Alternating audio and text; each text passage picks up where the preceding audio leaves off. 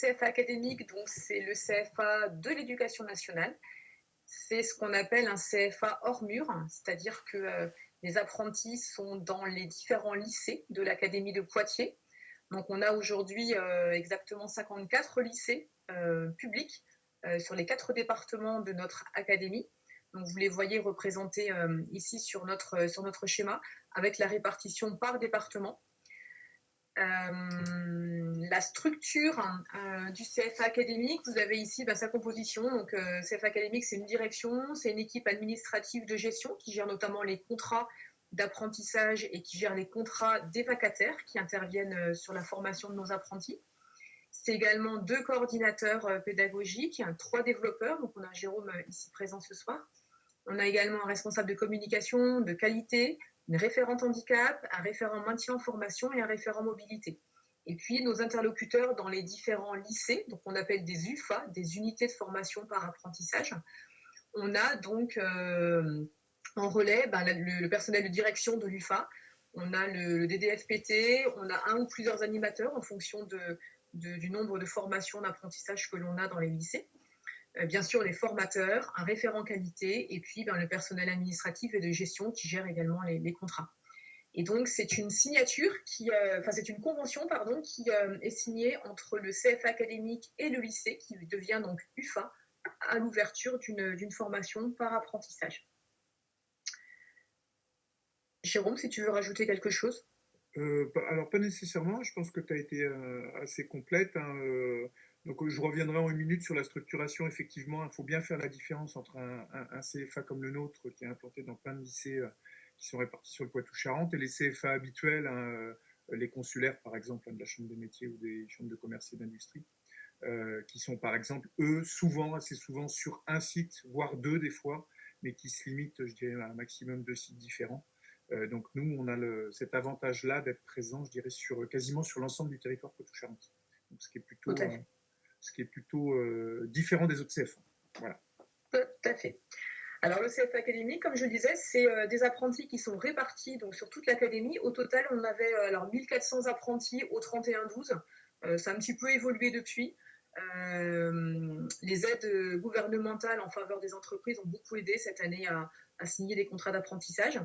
Donc, on a 54 aujourd'hui lieux de formation. On en aura 57 à la rentrée prochaine. Il y a 3 nouveaux lycées qui vont proposer également de l'apprentissage sur l'académie. Ça représente à peu près 800 formateurs qui interviennent donc, pour nos sections d'apprentissage. Toutes ces formations donc, représentent à peu près 114 diplômes éducation nationale qui vont du CAP au Bac+3. On a un seul Bac+3, c'est le DCG. Et donc au total 173 formations parce que le même diplôme est proposé à plusieurs endroits, dans plusieurs lycées. Et ces formations, elles peuvent aller de 1 an à 3 ans. Ça peut être uniquement sur des 2e années, par exemple, de CAP ou de BTS. Ça peut être uniquement sur la première et la terminale de Bac Pro. On ne fait pas forcément les 3 années en apprentissage. Surtout pour des bacs pro, où c'est très engageant pour une entreprise de signer un contrat d'apprentissage dès la seconde, parce qu'un contrat de 3 ans peut être long pour un jeune qui a 15 ou 16 ans. Donc, bien souvent, nos formations bac pro commencent à partir de la première. On reviendra justement sur ces avantages, je dirais, d'effectuer cette formation d'apprentissage au sein de l'éducation nationale. Alors, les différents secteurs d'activité que l'on couvre avec l'ensemble de nos formations, vous les voyez représentés ici. On est présent sur de multiples secteurs. Alors, en grande majorité, on est sur la partie bâtiments, travaux publics, hôtellerie, restauration, commerce, vente et véhicules motorisés, et aussi administration qui représente un pourcentage non négligeable. Et puis après, on a aussi d'autres formations en fonction aussi des bassins d'emploi, en fonction des différents territoires de notre académie. Et alors, vous retrouvez l'ensemble de nos formations sur notre site internet du CFA académique. Alors, je me permets. Vous le voyez, ça passe bien? Oui, nickel. Alors, vous retrouvez, si vous voulez en savoir plus sur le CFA et ses formations, donc sur le site internet, donc www.cfa-acat-poitiers.fr, et vous avez différents onglets, notamment les formations, et vous les retrouvez classés par niveau, par domaine si vous le souhaitez, et par département. Donc, vous pouvez faire un zoom sur toutes les formations qui sont proposées, qui sont déjà mises à jour pour la rentrée 2022. Donc n'hésitez pas à les voir si besoin. Je reviens sur le diaporama, voilà ici. Fait important également, c'est que au travers de l'ensemble des formations que l'on propose, cela nous permet de proposer des parcours de formation qui vont du CAP jusqu'au BTS dans certaines filières. On peut commencer en apprentissage en CAP, continuer ensuite avec un bac pro et envisager ensuite un BTS sur différentes filières comme le bâtiment, comme tout ce qui est maintenance automobile, également le commerce. Alors dans le même lycée ou dans d'autres lycées, parce que comme on a vu, l'avantage c'est qu'on a 54 lycées qui peuvent proposer ces formations. Vous avez ensuite la répartition par niveau de formation. Donc en vert, vous avez ici le pourcentage de formations qui sont proposées. En bleu, vous avez le pourcentage des effectifs. Donc comme vous le voyez ici à l'écran, le niveau 3, donc les CAP et certaines mentions complémentaires, représentent 16% de nos formations, de l'offre de nos formations, et représentent seulement 8% de nos effectifs. Sur le niveau 4, donc bac et mention complémentaire niveau 4, on est sur 45% des formations pour 39% d'apprentis. Et puis sur des niveaux 5, donc les BTS, on est sur 39% de l'offre de formation pour 51% de nos apprentis.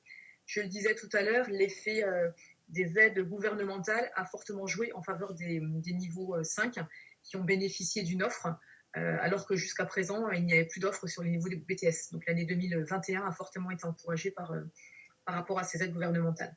Et donc niveau 6, je vous ai dit, on n'a qu'un seul diplôme, c'est le DCG, donc qui représente 1% de notre formation pour 2% d'apprentis. Alors, le CFA académique de Poitiers propose donc ces formations dans les lycées et surtout les propose en mixité de public ou en version autonome.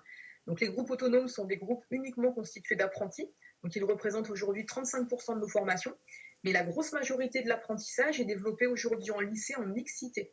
C'est-à-dire que dans un même groupe, on a des jeunes sous statut scolaire et des jeunes sous statut d'apprentis. Et ça veut dire qu'un jeune peut commencer sa formation sous statut scolaire et puis au bout de quelques mois, après un stage par exemple, il peut basculer sous statut d'apprentissage et continuer sa formation en apprentissage. L'inverse est vrai aussi. Il peut commencer sa formation sous statut d'apprenti et en cas de rupture de contrat, il peut basculer sous statut scolaire s'il ne veut plus rechercher une entreprise et s'il ne veut plus continuer l'apprentissage. Il peut, s'il le souhaite, donc basculer sous statut scolaire et continuer sa formation. Et ça, c'est vraiment un atout. On citait tout à l'heure d'autres types de CFA, mais là, c'est vraiment un atout que propose le CFA de l'Éducation nationale, c'est cette sécurisation de parcours qui permet de sécuriser donc, ce parcours et de commencer donc, sous un statut et de continuer d'évoluer sous un autre statut, donc c'est durant cette formation. Donc vous le voyez, je l'ai dit, 65% de nos formations sont proposées aujourd'hui en mixité. Et vous voyez surtout l'évolution de la mixité là, depuis 2008, depuis quasiment l'ouverture du CFA académique, mais surtout la multiplication des formations en mixité qui ont été proposées là, depuis 4 ou 5 ans au CFA. Donc, comme je vous le disais, voilà, le gros avantage, c'est cette sécurisation de parcours qui permet de changer donc, de statut en cours de formation. Et d'intégrer cette formation en apprentissage, par exemple seulement en première année de bac pro ou en terminale de bac pro seulement. On n'est pas obligé de faire l'ensemble de la formation sous les mêmes statuts. Chiffre clé également important, c'est le taux moyen de rupture de contrat d'apprentissage. Donc là, en fait, vous avez donc 9,2%. C'est ce qu'on appelle le taux de rupture sèche, donc c'est-à-dire sans solution. Le jeune qui est parti, qui a rompu son contrat et dont on est sans nouvelles, sachant que, comme vous l'avez compris, l'avantage que l'on propose dans nos formations, c'est une fois qu'il y a la rupture de contrat, si le jeune n'arrive pas à retrouver l'entreprise, il peut continuer sa formation sous le statut scolaire. Et vous avez donc le taux moyen ici de réussite aux examens, 91%. Donc, bien évidemment, qui va être différent selon les sections, selon le nombre d'apprentis, selon les formations. Donc là, on est sur un taux moyen. Le CFA académique, c'est aussi tout plein de conventions de partenariat avec différents partenaires. notamment par exemple le partenaire CESVI. On a une convention avec le CESVI, donc qui est un centre de formation dans le domaine de l'automobile qui se situe à Jaunet-Marigny et qui accompagne, qui accompagne nos jeunes dans leur formation, qui viennent leur apporter un complément de formation à haute valeur ajoutée donc, sur le secteur automobile. Donc on a par exemple 3 ou 4 lycées avec lesquels on travaille régulièrement et qui viennent former des apprentis donc, au CESVI. On a une convention également Greta qui permet d'intégrer des personnes sous statut de la formation professionnelle, donc en contrat de professionnalisation, qui viennent se greffer sur des contrats, sur des sections d'apprentissage et vice-versa, des apprentis qui vont pouvoir aussi intégrer des formations Greta, donc des formations de contrat de professionnalisation. Donc ça veut dire que dans un même groupe, on peut envisager d'avoir à la fois des jeunes sous statut scolaire, sous statut d'apprenti, et également sous statut de contrat de professionnalisation. Autre convention, c'est la convention avec le CNED. On a une convention avec eux pour proposer un BTS, un IBTS, donc un BTS qui se fait par l'intermédiaire du CNED sur une formation BTS Management, Hôtellerie, Restauration avec le lycée hôtelier de La Rochelle. C'est-à-dire que les jeunes n'assistent au cours que 3 semaines, je crois, par an. Et tout le reste se fait donc en mode à distance avec la plateforme de cours du CNED. Convention également avec le CFA Sup Nouvelle-Aquitaine qui propose donc des parcours de formation post-BTS et qui propose d'intervenir dans nos sections en apprentissage pour envisager les perspectives de poursuite d'études. Et puis également un partenariat avec Énergie Vienne, mais Jérôme qui est là va en parler beaucoup mieux que moi. Oui, je peux en dire 2 mots. Donc j'étais avec eux ce matin. Donc le principe de cette convention qui est faite avec Énergie Vienne est l'équivalent de la Solagie dans les Deux-Sèvres. C'est en fait de pouvoir proposer des parcours de formation, je dirais, adaptés, entre guillemets. C'est-à-dire qu'on va, au lieu que ces entreprises prennent un apprenti sur un diplôme classique, en fait, on va permettre à certains jeunes d'être pris, par exemple, sur une terminale de bac pro en électricité et dès le début de pouvoir envisager à la suite un BTS, la réalisation d'un BTS dans la même entreprise. Donc en fait, c'est un 1+2 qui va permettre de faire monter en compétence des jeunes et puis à l'entreprise de s'y retrouver puisque ces entreprises sont confrontées à des problèmes de recrutement. Donc là, on ouvre la porte, je dirais, à des nouveaux profils et à des jeunes qui peuvent espérer aller sur du supérieur alors que ce n'était pas forcément espéré au départ. Voilà. Merci. Alors, un petit point, mais je l'ai déjà dit, mais ça permet de résumer un petit peu tout ce qui est dit. Donc, le CFA académique, c'est un réseau de près de 60 lycées publics. Donc, des lycées, j'ai peut-être pas suffisamment insisté, c'est les lycées d'enseignement professionnel, mais également des lycées d'enseignement général et technologique, notamment sur la partie BTS. Donc, dans les 4 départements de l'académie, ça nous permet donc d'avoir un maillage du territoire permettant d'être présent avec des offres de formation de proximité à la fois dans les zones urbaines mais aussi dans les zones rurales. Donc on est présent sur le département 79 par exemple, on est présent aussi bien sur Bressuire, sur Mel à la rentrée, sur Niort évidemment. Donc ça permet de couvrir vraiment tout un champ très large du territoire. L'offre de formation, donc plus de 180 formations d'apprentissage qui correspondent à 120 diplômes qui vont donc du niveau 3, enfin du CAP jusqu'au bac+3. Le fait d'être implanté en lycée nous permet de bénéficier également de tous les plateaux techniques qui sont mis à disposition donc, au niveau des lycées. Présence donc, dans l'ensemble dans beaucoup de secteurs d'activité, donc très variés, qui va de l'automobile à l'hôtellerie-restauration, le bâtiment, le commerce, etc. Donc à la fois du tertiaire, de l'industriel, etc. Possibilité, comme je l'ai dit, de commencer une formation sous statut scolaire, puis de basculer en apprentissage, soit en cours d'année, soit à partir de la 2e ou de la 3e année. Et puis, cette sécurisation de parcours qui permet, en cas de rupture de contrat, de revenir sur une formation sous statut scolaire et de pouvoir continuer la formation, aller jusqu'au bout de sa formation, passer son examen, en ayant fait une partie contrat d'apprentissage et le reste donc en statut scolaire.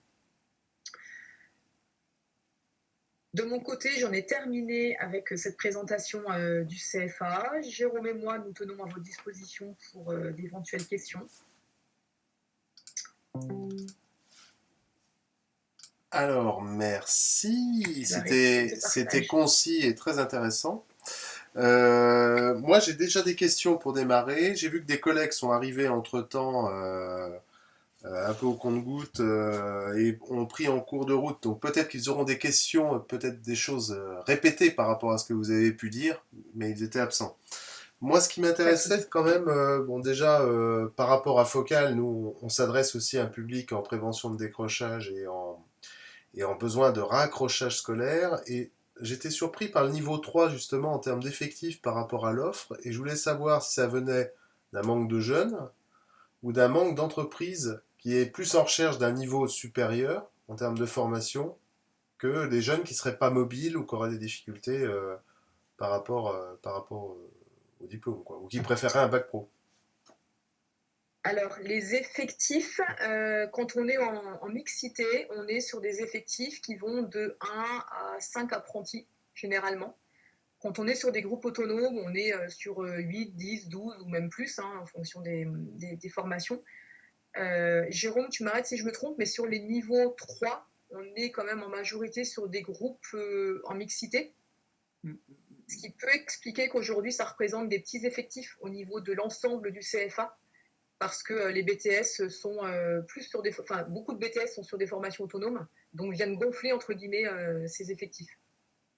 Je veux bien compléter, hein, parce il y a d'autres raisons. Alors, on est sur du post-collège du CAP, par exemple, depuis assez peu de temps, hein. Le CFA avait eu tendance, sur ces premières années, à bien développer du BTS, mais en fait, on se recentre un peu, je dirais, quand même, sur du bac pro et du CAP. Et en fait, on n'a pas plus d'offres parce que le principe, c'est quand même, je dirais, qu'il y a une certaine équité avec les autres CFA. Donc, c'est-à-dire qu'il y a pas mal d'autres CFA qui proposent des formations post-collège, par exemple. Pas mal, le campus des métiers, la chambre des métiers, par exemple, a pas mal de CAP qui vont être ouverts pour des jeunes juste après le collège. Et en fait, le principe entre CFA, c'est pas non plus multiplier l'offre de formation, parce qu'après, si on la multiplie, en fait, on va découper, je dirais, entre guillemets, le gâteau en plein de morceaux et on se retrouvera qu'avec des petits groupes d'apprentis. Donc nous, on peut se permettre de le faire, je dirais, parce on a des classes existantes, scolaires, donc ça nous permet d'ouvrir quelques places en apprentissage, mais c'est clair que sur des groupes autonomes seuls, certaines formations en CAP, par exemple, ça pourrait être très compliqué. Si on venait ouvrir la même formation que le campus des métiers sur le même département ou que la CCI, je pense qu'on pourrait à un moment donné se retrouver avec assez peu d'apprentis, ce qui pourrait mettre, je dirais, un peu en déséquilibre et en danger la formation. Et Mais le, on a tendance quand même à aller vers du CAP, hein. ouais, ben oui, parce qu'en plus, les formations initiales en CAP ont tendance à diminuer quand même, et donc je pense que la recherche aussi vers un enseignement, une formation continue peut être intéressante pour certaines familles. Alors, est-ce que l'hybridation, parce que souvent, au début, hein, la période du lycée des métiers, avec cette hybridation qui avait été lancée aussi il y a une vingtaine d'années, un peu plus d'une vingtaine d'années, certains collègues la voyaient plutôt mal. Parce qu'ils disaient c'est pas le même public, ça va être compliqué. Moi j'ai l'impression que ça fonctionne plutôt bien entre les publics et justement ça permet la bascule, hein. Ce qu'il faut dire aux collègues, dans un sens et peut-être parfois aussi dans l'autre, parce qu'il y a des jeunes qui sont pas prêts à l'apprentissage.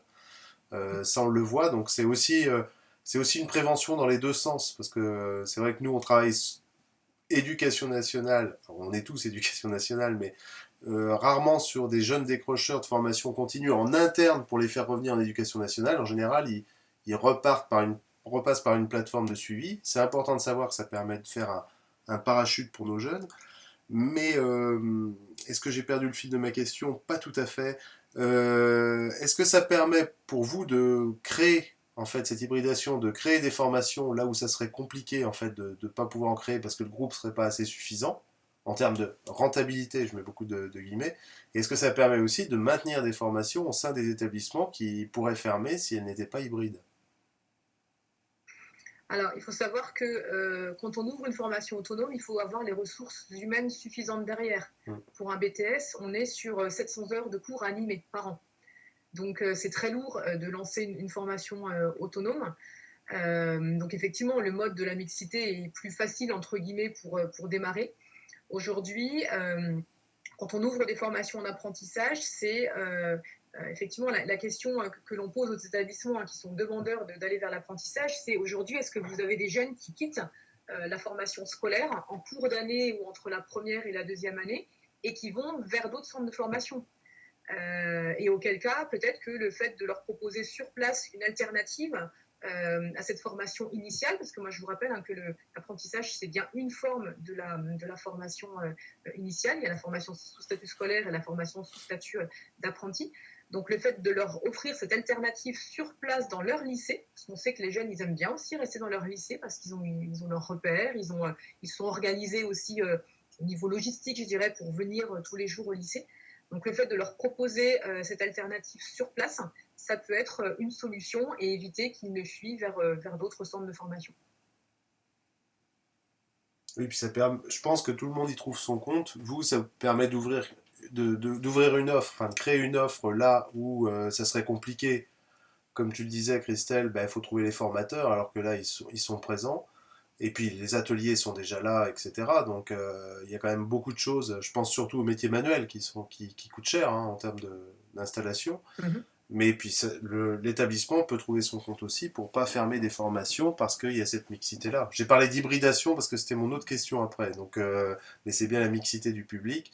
Et je pense que tout le monde y trouve son compte plutôt que se retrouver avec une formation fermée parce qu'il n'y a pas assez de personnes, quoi. Tout à fait. Et je compléterais même, par exemple, je vais prendre un exemple à Loudun, on a ouvert un CAP boulangerie et un CAP pâtisserie. Ça évite aussi à certains jeunes d'aller à avoir en formation, je dirais, à l'autre bout du département. C'est-à-dire qu'on va faire une offre bien, je dirais, locale. Il va y avoir la formation scolaire et on va l'ouvrir en apprentissage. Et ça peut permettre, parce qu'on voit qu'il y a de la perdition et on perd certains de nos jeunes qui vont dans d'autres CFA. Donc ça, c'est vraiment, je dirais, c'est vraiment dommage, alors qu'ils peuvent avoir la possibilité de se former pas loin de chez eux. Donc des fois, on ouvre, nous, enfin des fois, certaines fois en milieu rural, et c'est une offre de proximité qui satisfait un certain nombre de jeunes quand même. Ouais, Loudun, ça nous concerne nous, puisque Loudun, voilà, la proximité avec Thouars, moi je vois j'ai des collègues du Nord là, qui sont présents. La proximité de Thouars avec Loudun, alors même s'il y a une frontière psychologique qui existe toujours entre deux départements, mine de rien, ça peut être plus pratique que d'aller sur Niort, ou enfin même de faire même. Là, on est à 15-20 km et on a une formation de proximité, quoi, effectivement. Et on a aussi Alors, je des. précise aussi, juste pour aller dans ce sens-là aussi, je précise que les ouvertures de formation d'apprentissage se font à la demande des établissements. Le CFA n'impose rien aux établissements, c'est vraiment une demande qui émane des équipes. Il faut vraiment que les équipes se soient concertées et aient envie de se lancer dans l'apprentissage. Et que on est très vigilant justement à ce que l'apprentissage ne vienne pas grignoter, je dirais, des places aux scolaires. C'est-à-dire que si la formation tourne très bien sous statut scolaire et qu'il n'y a pas lieu d'ouvrir de l'apprentissage, on ne va pas l'ouvrir. C'est L'idée, ce c'est que. pas de réserver absolument des places pour les apprentis au détriment des scolaires. Dans ce cas-là, on refuse l'ouverture.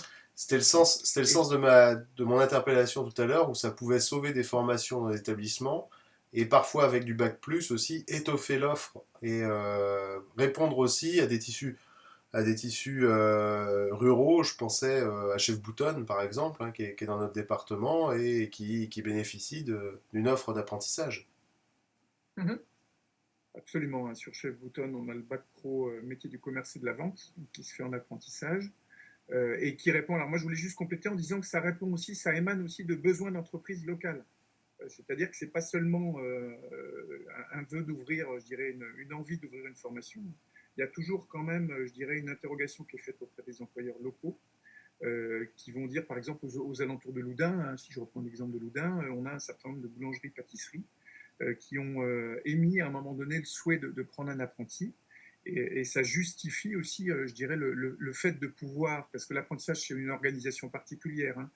En plus du domicile familial et du lieu d'apprentissage, je dirais, école, on rajoute quand même l'entreprise. Donc on a vraiment un triangle qui est nouveau et qui est à organiser. Et quand le jeune, je dirais, peut avoir tous les éléments en proximité, je dirais, c'est quand même quelque chose d'intéressant. Non, mais je trouve ça très intéressant. Moi, je voulais revenir aussi sur, à moins qu'il y ait d'autres questions. Dans ces cas-là, il ne faut pas hésiter à me couper, parce que je suis un bavard. C'était l'hybridation là, avec le CNED. Voilà, ça m'intéresse parce qu'on sait que c'est compliqué parfois à mettre en place des dispositifs hybrides. C'est pour ça que tout à l'heure ma langue a fourché. Et je voulais savoir où vous en étiez de cette expérimentation, il y avait déjà des résultats, depuis combien de temps ça existe. Parce que parfois le CNED, surtout dans des périodes post-Covid, ça a souvent été demandé par nos jeunes, mais souvent, j'allais dire, à mauvais escient, c'est pour rester dans sa grotte. Et je voulais savoir comment était votre fonctionnement, parce que là, on est quand même sur de l'alternance. Alors là, c'est la deuxième année de ce partenariat. Donc, comme je l'ai dit, c'est avec le lycée hôtelier de La Rochelle, sur le BTS MHR, donc Management, Hôtellerie, Restauration. C'est une expérimentation, donc on est vraiment sur des tout petits flux. Et c'est vraiment une volonté aussi de répondre à une demande très atypique. Donc, on sait qu'on ne va pas convaincre des groupes entiers. On est vraiment sur des tout petits. Donc, pour vous donner une idée, on a un jeune aujourd'hui en première année et un autre en deuxième année qui, pour des raisons personnelles, d'organisation, ont choisi de faire ce BTS donc, sur ce mode hybride. Parce qu'ils ne sont pas forcément basés à La Rochelle, parce que, voilà, par rapport à des enfants à gérer, etc., toute une organisation de famille, c'est plus simple. Donc, en fait, il y a 3 semaines de présence au lycée par an, et le reste se fait, donc, les cours se font via la plateforme du CNED. Il y a un suivi qui est fait donc régulièrement chaque semaine par l'animateur du lycée auprès du jeune. Il y a un compte-rendu qui est envoyé par le CNED chaque mois sur le temps de connexion du jeune, sur les modules qui ont été visités, sur les devoirs qui ont été rendus. Donc toute la partie pédagogique, en fait, elle est assurée par le CNED avec cette plateforme, conjointement, je dirais, avec le lycée qui fait des bilans réguliers avec le jeune, aussi bien par téléphone, en visio, et puis en présence quand le jeune vient, enfin le jeune ou le moins jeune, vient dans le lycée. Et je ne sais plus ce que je voulais dire. Voilà, donc on est vraiment aujourd'hui sur une expérimentation. L'idée, même pour nous, c'est d'observer très près ce qui s'y passe parce qu'on sait qu'on peut éventuellement avoir d'autres opportunités sur d'autres formations qui pourraient être intéressées par cette hybridation. Encore une fois, sur des publics très atypiques, certainement plus matures, parce que l'idée, comme tu disais, Patrick, c'est pas de rester chez soi et de se cacher. C'est vraiment des publics qui, comme je disais, pour des contraintes, ne peuvent pas forcément se déplacer, mais qui sont capables de gérer leur autonomie, de travailler chez eux pendant 3 jours, parce que voilà, ce qui est aménagé avec les entreprises, c'est que le jeune travaille 2 jours chez lui et 3 jours en entreprise. Et donc ça, c'est convenu depuis le départ. Donc ça demande quand même une certaine autonomie. Donc parfois, on a des jeunes qui sont suivis par leur maman, enfin, c'est le cas de l'un d'entre eux. Et puis l'autre, on a une maman elle-même qui est elle-même plus autonome, qui arrive à se gérer elle-même. Parce que c'est vrai que, bon, voilà, là, ça va être votre année test. Alors, si c'est la deuxième année, c'est l'année du passage des diplômes. Donc, je pense avec. Et ça, c'est le principe, à la limite, de l'expérimentation. C'est de voir ce que ça donne, peut-être réajuster si besoin, mais bon, c'est un outil intéressant et c'est 3 semaines aussi. Juste petite transition, puisque personne pose de questions, moi j'en ai plein en fait. Non, c'est surtout des rappels, ce qu'on dit nous aussi aux familles. Le diplôme, c'est le même que si on est en formation. Ça veut dire que c'est aussi exigeant un apprentissage. C'est professionnellement, on gagne en compétences, mais il ne faut pas laisser de côté toutes les autres compétences d'enseignement général, pour le coup. Et est-ce que là, pour vous, c'est une difficulté? Est-ce qu'il y a des choses mises en place par rapport à ça? Parce que c'est vrai qu'on a beaucoup de jeunes qui décrochent ou alors qui veulent s'accrocher par l'apprentissage, justement, donc là dans la prévention, et on sait qu'en termes de compétences, ça peut être compliqué pour certains. Donc, Alors effectivement, tu fais bien de le rappeler, Patrick, c'est le même diplôme, qu'il soit préparé en apprentissage ou sous statut scolaire. Simplement, ce sont les modalités de formation qui sont un petit peu différentes. C'est-à-dire que le jeune, il va passer un certain temps en entreprise et un certain temps dans son lycée. Il faut savoir qu'un apprenti, quand on travaille sur des groupes en mixité, un apprenti, on lui doit 35 heures de formation dans la semaine. Ce qui n'est pas le cas pour les scolaires, que ce soit en CAP, en bac pro ou en BTS. Et donc, ça veut dire que ce volume d'heures, il est rattrapé dans la semaine. C'est-à-dire que l'apprenti, quand il est au lycée, il fait obligatoirement 35 heures. Et ça veut donc dire qu'il suit tous les cours avec les scolaires et qu'il y a en plus des cours, des heures complémentaires où Les apprentis, donc 2, 3, 4, tout dépend un petit peu du nombre d'apprentis qui se trouvent dans le groupe de mixité. Ces apprentis se retrouvent donc avec un enseignant et vont avoir un complément. Et donc ce complément, les inspecteurs ont bâti donc des préconisations. Et donc dans ces préconisations, étant donné que le jeune passe beaucoup de temps en entreprise, et on considère que les compensations, elles doivent se faire sur l'enseignement général. Donc ça veut dire qu'il y a des heures complémentaires en maths, en français, en langue. Après, ça c'est un découpage qui est fait pour compenser les heures de différentiel qu'il y aurait entre le jeune sous statut scolaire et sous statut apprenti. Je veux juste compléter, Christelle, en disant qu'on amène quand même les... Alors l'apprentissage déjà, je dirais, c'est un métier identifié, ou en tout cas une attirance pour un domaine professionnel. Ça, c'est quelque chose d'absolument indispensable. C'est-à-dire que ce qui est intéressant chez nous, hein, c'est qu'on peut récupérer, je dirais, des jeunes en cours de parcours, mais il est indispensable déjà de travailler, je dirais, sur le projet pro. Et on ne peut pas faire de l'apprentissage pour de l'apprentissage, en fait. Absolument, ça c'est Ouais, très c'est important. primordial. Ouais, Et, tout à fait. on amène les jeunes, hein, y compris, bon, je pense qu'on ira de plus en plus, on invitera des décrocheurs potentiels, par exemple, à nous rejoindre, hein, à bien prendre conscience que l'apprentissage, c'est vraiment une gymnastique particulière. Puisque si on a pris l'exemple du BTS en e-learning, là, MHR, où il y a 3 semaines de regroupement, je dirais, par an, normalement, sur un BTS classique, on est sur 20 semaines de regroupement. Et il y a vraiment, je dirais, des efforts à produire, tant au niveau, je dirais, de l'organisation et des switches entre le retour dans les unités de formation par apprentissage et puis le retour au travail, qui est vraiment un peu constant. Et puis, effectivement, pour un apprenti, il y a quand même des efforts supplémentaires à fournir, parce que même s'il n'y a pas de rattrapage des cours, il y a quand même du travail important à fournir. Et ça, moi, je suis intervenu assez souvent en collège et en lycée depuis le début de l'année. J'invite vraiment les jeunes à réfléchir à ça. C'est-à-dire, OK, tu vas être apprenti, tu vas être rémunéré, ça va être très intéressant parce que tu vas pouvoir commencer à découvrir ton métier, mais ça va te demander très certainement des efforts supplémentaires dont il faut avoir bien conscience dès le début. C'est quelque chose vraiment de fondamental, hein, ces efforts. Non, mais c'est clair. Après, on voit beaucoup de jeunes qui, grâce à l'apprentissage, effectivement, accrochent parce qu'ils donnent du sens, parce qu'il y a plus de concret. Je pense que c'est le bonus. Mais après, il y en a aussi qui arrêtent l'apprentissage parce qu'ils se rendent compte de la difficulté, puisque c'est pas parce qu'on gagne un peu d'argent, on en parlera peut-être après, c'est pas parce qu'on en gagne que ça fait forcément tout, et la motivation, elle se trouve aussi dans le métier et dans l'amour d'un métier qu'on peut avoir. Et puis dans ce que ça entraîne aussi en termes de responsabilité. Donc il y a plusieurs choses qui rentrent là-dessus et on le voit. Et dans le décrochage, ce qu'on remarque nous de notre côté dans les formations par alternance, c'est souvent lié soit on rentre pour des mauvaises raisons, ce que tu disais Jérôme, hein, c'est-à-dire que voilà, il n'y avait pas de sens à être là. Ça veut dire que c'était que pour l'argent, grosso modo. Et puis, on en sort aussi pour des mauvaises raisons. On n'adhère pas à la scolarité qui est obligatoire, ce temps de formation obligatoire. Sur table, il y a des jeunes qui n'arrivent pas à tenir hein, sur table, donc ils ne sont pas prêts encore ils n'ont pas cette maturité de savoir que c'est indispensable pour obtenir le diplôme. C'est souvent ces deux pendants-là hein, qu'on retrouve et qui amènent. Voilà. J'avais une dernière question. Et puis après, je vois que les collègues n'en ont pas posé non plus dans le chat. La dernière, c'est un peu pour faire la boucle avec le CASNAV l'an dernier. Vous avez aussi des jeunes allophones sur vos dispositifs, je suppose, quelques-uns, parce qu'on en voit beaucoup en apprentissage.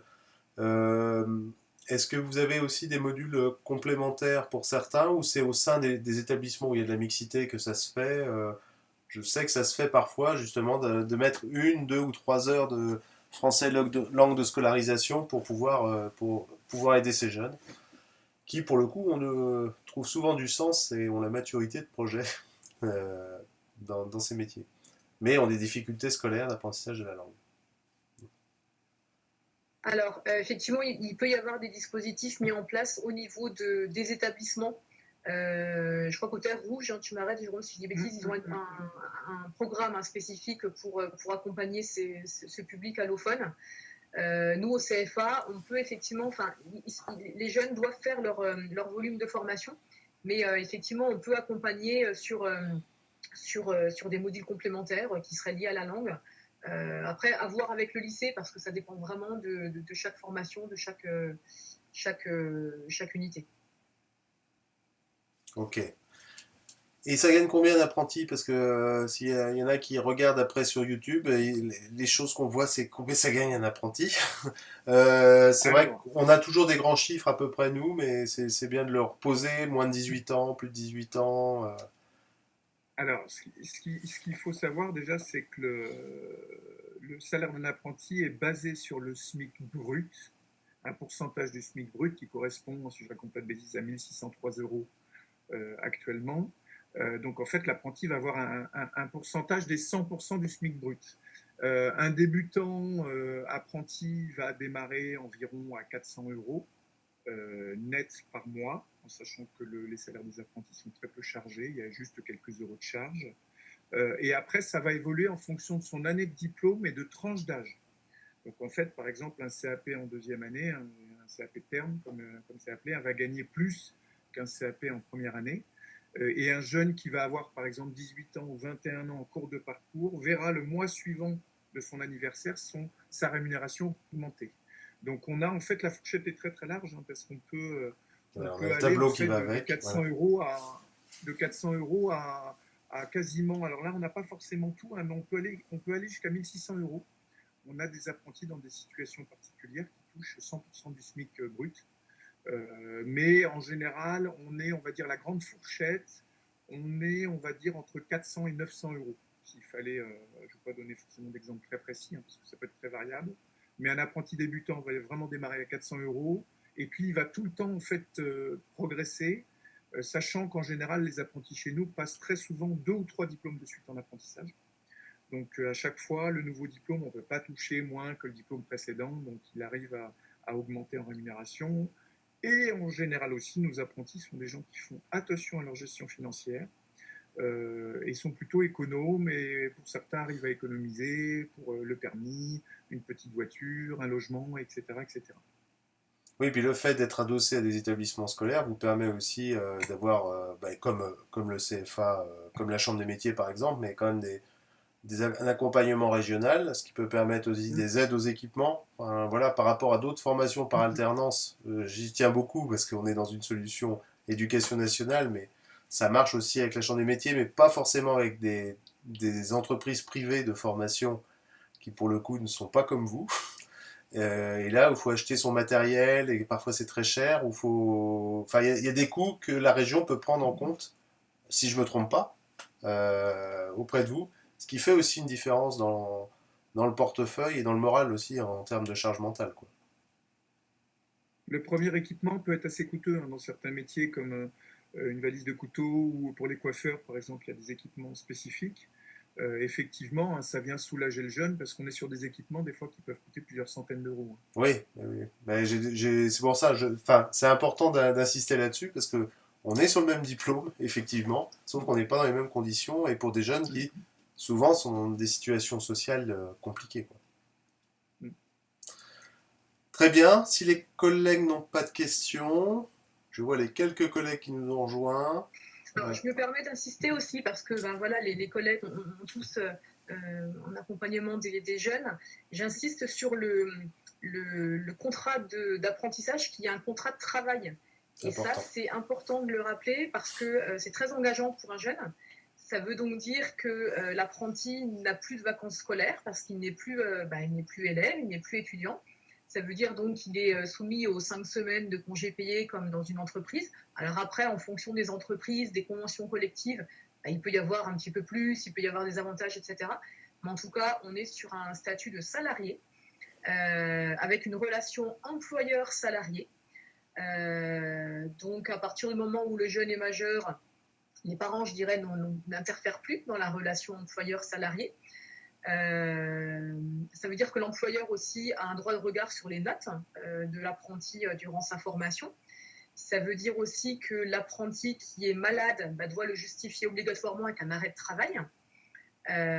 Et que dans ce cas, l'UFA, le CFA qui propose cette formation, devient prestataire de service de la formation. C'est-à-dire que c'est l'entreprise qui rémunère le jeune, l'apprenti, pour venir se former au centre de formation.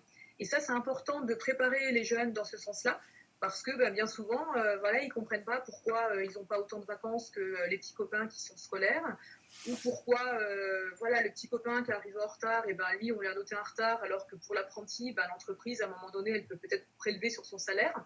Donc voilà, c'est tout un statut différent sur lequel il est important d'insister. Jérôme tout à l'heure parlait de les préparer au projet professionnel, mais ce nouveau statut fait partie aussi de cette préparation.